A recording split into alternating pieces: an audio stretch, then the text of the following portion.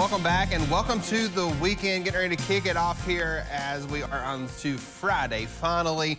And we're looking down at Richmond, which shows beautiful conditions here in most areas as the rain from earlier has moved out, except for the far southeast. We'll show you that in just a second, but right now temperatures are on the downward slide, and they will continue to do that same thing all evening long. Sitting at 72 degrees now here into Richmond.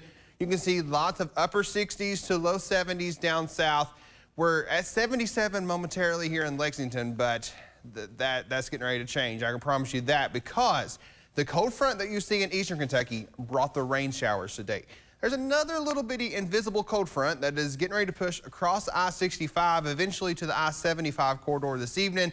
And that's what's really going to allow those temperatures to drop. So we've completely dried it out for most areas, except down in the far southeast from Harlan up to Letcher, Bell, and Pike counties, dealing with a few showers. Now, let's track out the rest of the next couple of days.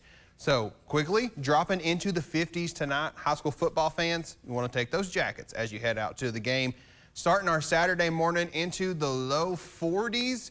Saturday afternoon, only recovering to the upper 50s to low 60s underneath a partly to mostly sunny sky, making a beautiful fall-like day across the Commonwealth on our Saturday.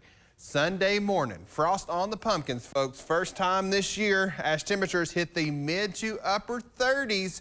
So if you're not quite ready to get rid of any plants or vegetation just yet, you want to make sure that you bring those inside before you go to bed tomorrow night, as we start out with those frosty 30s. For Sunday morning.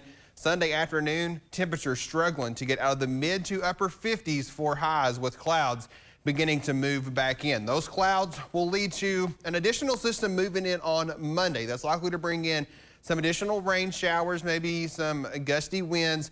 That'll quickly move out, setting us up for a dry midweek. But not only dry, look at this. The colors here on our temperature map starting to get more warm. We're likely to hit back into the 70s by Wednesday and Thursday.